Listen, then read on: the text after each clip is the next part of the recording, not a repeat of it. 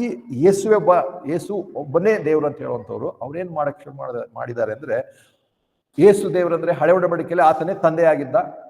ಹೊಸ ಒಡಂಬಡಿಕೆ ಅಂತ ತಕ್ಷಣ ಆತನು ಕುಮಾರನಾದ ಯೇಸು ಕ್ರಿಸ್ತನ ಕಾಣಿಸ್ಕೊಂಡ. ಮತ್ತು ಯೇಸು ಕ್ರಿಸ್ತನು ಯೋಹಾನ ಸುವಾರ್ತೆ 14ನೇದಲ್ಲಿ ಹೇಳ್ತಾನೆ, ನಾನು ತಂದೆ ಬಳಿಗೆ ಹೋಗ್ತೇನೆ, ತಂದೆ ಬಳಿಗೆ ಹೋದ್ಮೇಲೆ ನಾನು ನಿಮಗೆ ಬೇರೊಬ್ಬ ಆದರಿಕನನ್ನು, ಸಹಾಯಕನನ್ನು ನಾನು ಕಳಿಸ್ಕೊಡ್ತೇನೆ ಅಂತ ಹೇಳ. ಹಾಗೆ ಅವ್ರು ಹೇಳ್ತಾರೆ, ನೋಡು, ಯೇಸು ಕ್ರಿಸ್ತನ್ ಹೋಗಿಲ್ಲ ಅಂದ್ರೆ ಪರಿಶುದ್ಧಾತ್ಮ ಬಂದಿಲ್ಲ ಅಂದ್ರೆ ಬರ್ಲಿಲ್ಲ, ಆತನ ಹೋದ್ಮೇಲೆನೆ ಪರಿಶುದ್ಧಾತ್ಮ ಬರ್ಬೇಕು. ಅಂದ್ರೆ ಅರ್ಥ ಇವಾಗ ಪರಿಶುದ್ಧಾತ್ಮನಾಗಿ ಬದಲಾಗಿದ್ದಾನೆ. ಒಬ್ಬನೇ ದೇವರು, ಯೇಸುವೇ ದೇವರು, ಆತನು ತಂದೆ ಆತನೇ ಆಗಿದ್ದ, ಮಗನೂ ಆತನೇ, ಪರಿಶುದ್ಧಾತ್ಮನೂ ಆತನೇ. ಅಂದ್ರೆ ಆತನ ಪಾತ್ರ ಚೇಂಜ್ ಮಾಡ್ತಾ ಇರ್ತಾನೆ ಅನ್ನೋದು ಅವರ ವಾದ. ಹಾಗೆ ಹೇಳ್ತಾರೆ. ಅನೇಕ ಜನರಿಗೆ ಬೈಬಲ್ ಓದದೇ ಇರುವಂಥವ್ರು ಅಥವಾ ಇವರ ವಂಚನೆ ತಿಳಿದಿರುವಂಥವ್ರು ಆ ನಂಬಿಕೆ ಒಳಗಾಗಿದ್ದಾರೆ. ಹೇಗೆ ಯೆಹೋವನ ಸಾಕ್ಷಿಗಳು ಜೆಹೋ ವಿಟ್ನೆಸ್ನವರು ಕೂಡ ಮನೆಗಳಿಗೆ ತಲುಪಿ ಸುಳ್ಳು ಸಂದೇಶವನ್ನು ಹೇಳಿ ಅವರಿಗೆ ಒಂದು ರೀತಿ ಮರಳು ಮಾಡ್ತಾರೋ, ಹಾಗೆ ಇದೊಂದು ಇವಾಗ ಹೊಸದಾಗಿ ಅಲ್ಲ, ಅವಾಗ ಮೊದಲೇ ಶತಮಾನದಲ್ಲಿ ಶುರು ಆಗಿರೋದು. ಈ ಎಲ್ಲ ತಪ್ಪು ಬೋಧನೆಗಳು ಅವಾಗ ಸ್ವಲ್ಪ ಮೇಲ್ಮಟ್ಟಕ್ಕೆ ಬರ್ತಾ ಇರ್ತವೆ, ಮತ್ತೆ ಹೋಗ್ತವೆ, ಮತ್ತೆ ಮೇಲೆ ಬರುತ್ತೆ. ಇವು ಅನೇಕ ಯೌವನಸ್ಥರು, ಅನೇಕ ಚರ್ಚರು ಮತ್ತು ಅನೇಕ ಪಾಸ್ಟ್ರು ಅದನ್ನೇನಂದ ನಾವು ಏಕೈಕ ಯೇಸು ದೇವರು ಅಂತ ಹೇಳಿ ನಮ್ಗೆ ಪ್ರಶ್ನೆ ಕೇಳ್ತಾರೆ, ನಿಮ್ಮ ದೇವರ ಹೆಸರೇನು? ಯೇಸು ಕ್ರಿಸ್ತನ ಹೆಸರು ಹೇಳಬೇಕು ಅವ್ರಿಗೆ. ಯೇಸು ಕ್ರಿಸ್ತನ ಹೆಸರು ಹೇಳಿದ್ರೆ ಅವ್ರಿಗೆ ಸಮಾಧಾನ. ಯೇಸು ಕ್ರಿಸ್ತನೊಬ್ಬನೇ ದೇವರು ಅವ್ರು ಹೇಳೋದು. ನಾವೇನಾದ್ರು ಯಾರು ತಂದೆ, ಕುಮಾರ, ಪರಿಶುದ್ಧಾತ್ಮ ಅಂತ ತಕ್ಷಣ ಹಾಗಿದ್ರೆ ನಿಮ್ಗೆ ಮೂವರು ದೇವರುಗಳಿದ್ದಾರ? ಪ್ರಶ್ನೆ. ನಿಮ್ಗೆ ಒಬ್ಬನೇ ದೇವರ? ಮೂವರು ದೇವರು? ಅಂತ ಪ್ರಶ್ನೆಗಳಿಗೆ ಅನೇಕ ಸಾರಿ ತಕ್ಷಣದಲ್ಲಿ ಎಲ್ಲರೂ ಕೂಡ ಸರಿಯಾಗಿ ಉತ್ತರ ಕೊಡಕ್ಕೆ ಸಾಧ್ಯ. ಹೌದು, ಮೂವರು ದೇವರು ಅಂತ ತಕ್ಷಣ ಬೈಬಲ್ ಏನ್ ಹೇಳ್ತೆ ನೋಡು, ಮೊದಲನೇ ಆಜ್ಞೆ ಏನ್ ಹೇಳುತ್ತೆ? ದಶಾಂಗ ಮೊದಲನೇ ಆಜ್ಞೆ ದೇವರು ಒಬ್ಬನೇ, ಎಲ್ಲ ವಾಕ್ಯ ತೋರಿಸ್ತಾರೆ. ಅದಾದ್ಮೇಲೆ ಯೋಹಾನ ಸುವಾರ್ತೆಯಲ್ಲಿ ಅಲ್ಲಲ್ಲಿ ನಾನು ತಂದೆ ಒಬ್ಬನೇ, ಒಂದೇ ಆಗಿದ್ದೇವೆ, ಹಾಗೆ ಹೇಗೆ ವಾಕ್ಯ ತೋರಿಸ ನೋಡು. ಅದಕ್ಕೆ ಯೇಸುವೇ ತಂದೆಯಾಗಿದ್ದ, ಆತನೇ ಮಗನಾಗಿದ್ದಾನೆ, ಮತ್ತು ಇವಾಗ ಆತನು ಪರಿಶುದ್ಧಾತ್ಮನಾಗಿದ್ದಾನೆ.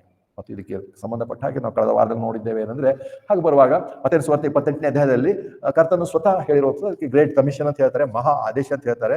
ಅಂದ್ರೆ ಲೋಕದ ಕಡೆಗೆ ಹೋಗಿ ಸುವಾರ್ತೆಯನ್ನು ಸಾರಿರಿ, ನಂಬಿರೋರಿಗೆ ತಂದೆ, ಕುಮಾರ, ಪರಿಶುದ್ಧಾತ್ಮ ಹೆಸರಲ್ಲಿ ಬಾಪ್ಟಿಸ್ಮ ಮಾಡಿಸ್ರಿ ಅಂತ ಹೇಳಿದ ತಕ್ಷಣ ಅದನ್ನು ನೇರವಾಗಿ ಅವ್ರು ತಗೊಳ್ಳಲ್ಲ. ಅವರು ಅಲ್ಲಿ ಪ್ರಶ್ನೆ ಕೇಳ್ತಾರೆ, ನೋಡು, ತ್ರಯೇಕ ದೇವರು, ನಮ್ಮ ದೇವರು ಅಂದ್ರೆ ತ್ರಯೇಕ ಅನ್ನುವಂಥ ಪದ ಬೈಬಲಲ್ಲಿ ಇಲ್ಲ, ಟ್ರಿನಿಟಿ ಅನ್ನುವಂಥ ಪದ ಬೈಬಲ್ನಲ್ಲಿ ಇಲ್ಲ.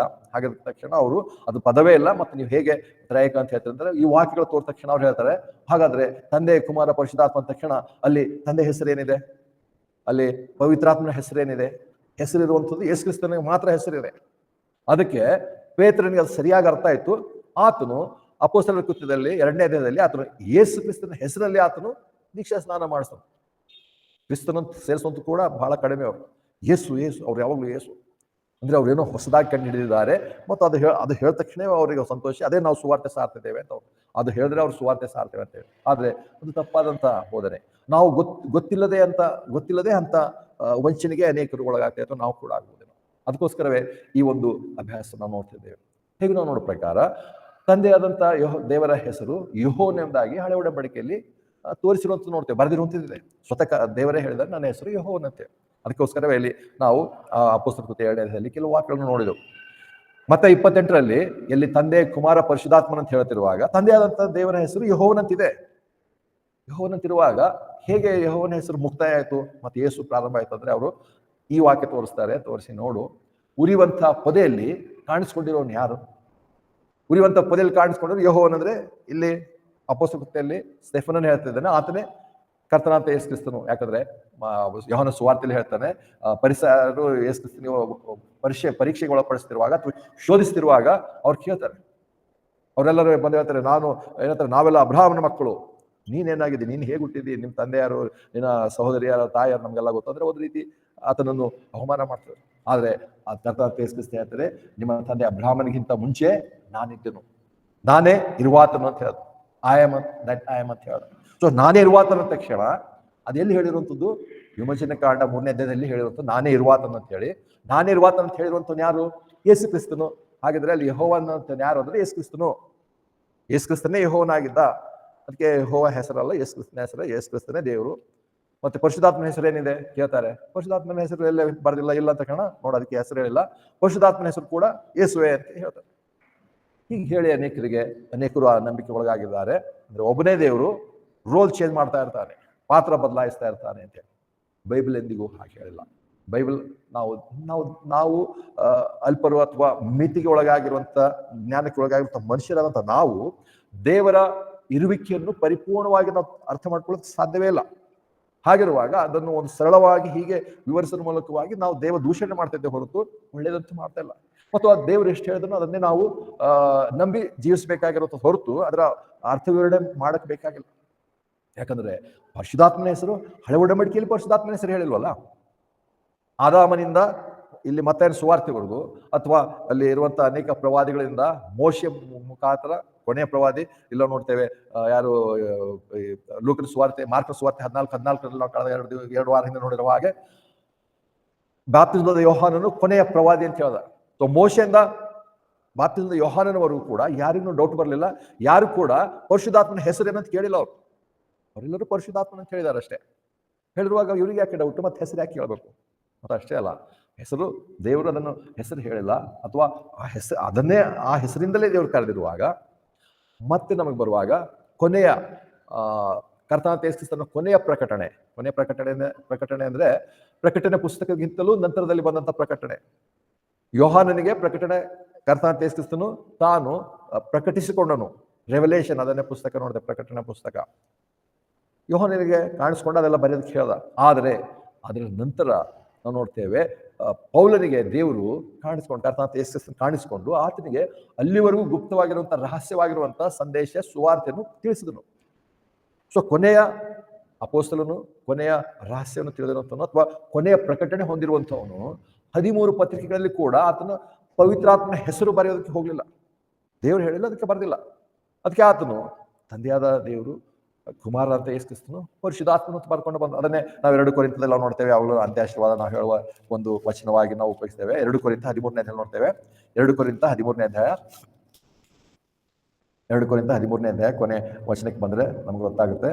2 ಕೊರಿಂಥ 13ನೇ ಅಧ್ಯಾಯ 14ನೇ ವಚನ.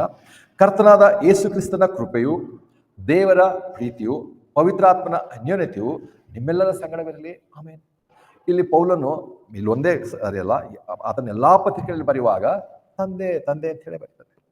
ಒಂದು ವೇಳೆ ಯೇಸು ಕ್ರಿಸ್ತನ ಒಬ್ಬನೇ ದೇವರಾಗಿದ್ರೆ, ಯೇಸು ಕ್ರಿಸ್ತನ ಮಾತ್ರವೇ ಪಾತ್ರ ಚೇಂಜ್ ಮಾಡ್ಬೇಕಾಗಿದ್ರೆ 13 ಪತ್ರಿಕೆಗಳಲ್ಲೂ ಕೂಡ ದೇವರು ಹಾಗೆ ಬರ್ಸ್ಬೇಕಾಗಿತ್ತೆ ಏನಂದ್ರೆ ಯೇಸು ಕ್ರಿಸ್ತನೇ. ಯಾಕಂದ್ರೆ ಪೇತ್ರನಿಗೆ ಗೊತ್ತಾಗಿದೆ ಮೂವರ ಹೆಸರು ಯಾರ್ದು ಅಂದ್ರೆ ತಂದೆ ಮತ್ತು ಪರಿತಾತ್ಮನ ಹೆಸರೇನೆಲ್ಲ, ಎಲ್ಲರ ಹೆಸರು ಯೇಸು ಕ್ರಿಸ್ತನೇ ಇದೆ. ಅದಕ್ಕೆ ಪೇತ್ರನಿಗೆ ಪ್ರಕಟವಾಗಿ ಹೋಯಿತು. ಹಾಗಿದ್ರೆ ಮುಂದಿನ ಪತ್ರಿಕೆಗಳಲ್ಲಿ ಎಲ್ಲವೂ ದೇವರ ಆತ್ಮನು ಯೇಸು ಹೆಸರು ಒಂದೇ ಬರೆಸ್ಬೇಕಾಗಿತ್ತು. ಹೋಗಿ ಯಾರಿಗೆ ಪ್ರಾಬ್ಲಮ್ ಇರಲ್ಲ, ಯಾರಿಗೆ ಏನಂತಾರೆ ಗಲಿಬಿನೂ ಇಲ್ಲ, ಸಂಶಯನೂ ಇರಲ್ಲ, ಸಂದೇಹವೂ ಇರಲ್ಲ. ಬದಲಾಗಿ ನಂಬ್ಕೊಂಡು ಹೋಗ್ತಿದ್ರು. ಆದ್ರೆ ಹಾಗಿದ್ರು ಕೂಡ ಬೈಬಲ್ ಯಾಕೆ ದೇವರು ಮುಂದುವರಿಸಿದ್ದಾನೆ ಅಂದ್ರೆ ಒಬ್ಬನೇ ದೇವರು, 3 ವ್ಯಕ್ತಿಗಳು. ನಮ್ಗೆ ಅರ್ಥ ಆಗಲ್ಲ, ಆದ್ರೆ ದೇವರು ಹೇಳಿದ್ದಾರೆ. ಅದಕ್ಕೆ ಇಲ್ಲಿ ಯೇಸು ಕ್ರಿಸ್ತನ ಒಬ್ಬನೇ ದೇವರು ಅಂತ ಹೇಳಿದ್ರೆ ತಂದೆಯನ್ನು ಅಲ್ಲಗಳೆಯುತ್ತೇವೆ ಮತ್ತು ಪರಿಶುದ್ಧಾತ್ಮನ ಅಲ್ಲಗಳೆಯುವಂತವರಾಗಿದ್ದಾರೆ. ಇಲ್ಲಿ 14ನೇ ವಚನದಲ್ಲಿ ನೋಡುವಾಗ ಹೇಳ್ತಾನೆ, ದೇವರ ಕರ್ತನಾದ ಯೇಸು ಕ್ರಿಸ್ತನ ಕೃಪೆಯು, ದೇವರ ಪ್ರೀತಿಯು, ಪವಿತ್ರಾತ್ಮನ ಅನ್ಯೋನ್ಯತೆ ನಿಮ್ಮೆಲ್ಲರ ಸಂಗಡವಿರಲಿ.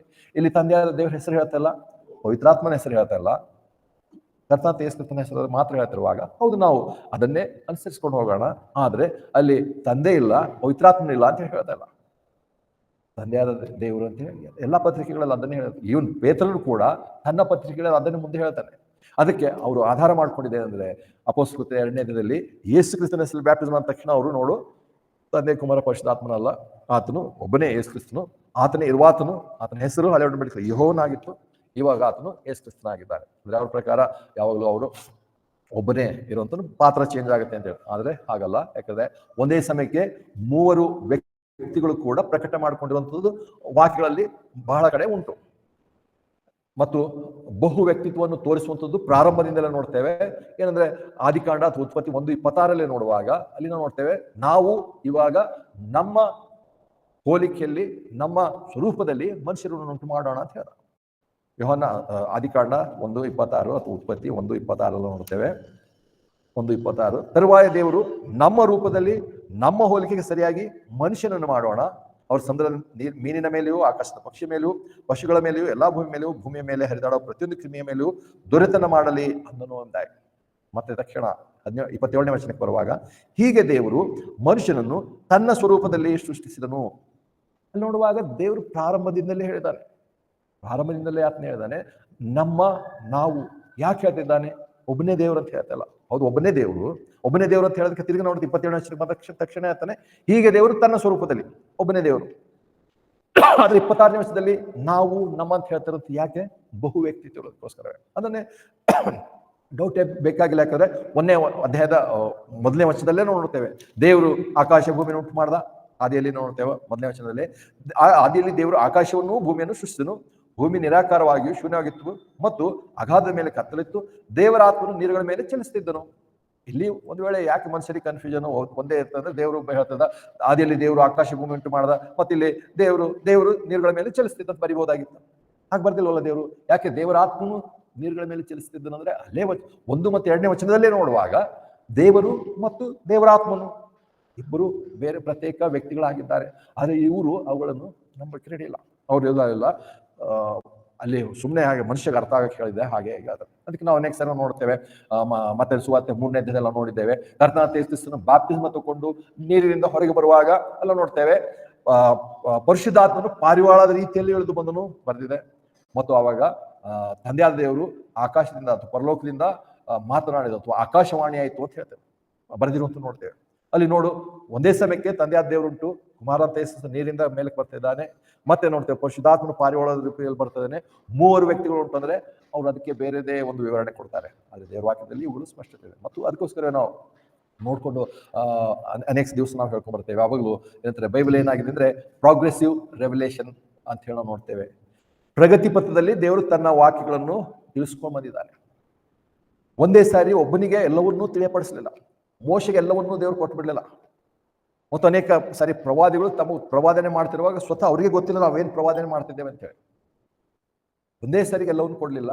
ಆತನು ಹಂತ ಹಂತವಾಗಿ ಪ್ರಗತಿ ಪಥದಲ್ಲಿ ಪ್ರೋಗ್ರೆಸಿವ್ ಆಗಿ ಆತನು ತನ್ನ ಪ್ರಕಟಣೆಯನ್ನು ಮಾಡ್ಕೊಂಡ್ಬಂದ. ಹಾಗಾಗಿ ಕೊನೆ ಪ್ರಕಟಣೆ ಪೌಲನಂತ ನೋಡುವಾಗ ಪೌಲನ ಪತ್ರಿಕೆಗಳಲ್ಲಿ ಅಂತಿಮವಾಗಿ ಪರಿಪೂರ್ಣವಾದಂಥ ಒಂದು ಪ್ರಕಟಣೆ ದೇವರು ನಮಗೆ ನೀಡಿದ್ದಾರೆ. ಅಲ್ಲಿಗೆ ಬರುವಾಗ ತಿರುಗಿ ಅಲ್ಲಿ ಆತನು ಹೆಸರು ಹೇಳಿಲ್ಲ, ಏನು ಹೇಳಿಲ್ಲ, ಆದರೆ ಅಲ್ಲಿ ಹೇಳ್ತಾನೆ ಕರ್ತನಾದ ಯೇಸು ಕ್ರಿಸ್ತನ ಕೃಪೆಯು, ತಂದೆಯಾದ ದೇವರ ಪ್ರೀತಿಯು, ಪವಿತ್ರಾತ್ಮ ಏನಂತಂದ್ರೆ 3 ವ್ಯಕ್ತಿಗಳ ಬಗ್ಗೆ ಹೇಳ್ತಾ ಇದ್ದಾರೆ. ನಾವು ಅಷ್ಟೇ ನಂಬಿ ನಮ್ಮ ನಂಬಿಕೆಲ್ಲ ಮುಂದೆ ಸಾಗಬೇಕಾಗಿದೆ ಹೊರತು ಇಂಥ ವಂಚನೆಗೆ ಒಳಗಾಗಬಾರ್ದು. ಆದರೆ ಇದು ಒಳಗಾಗಕ್ಕೆ ಅವ್ರು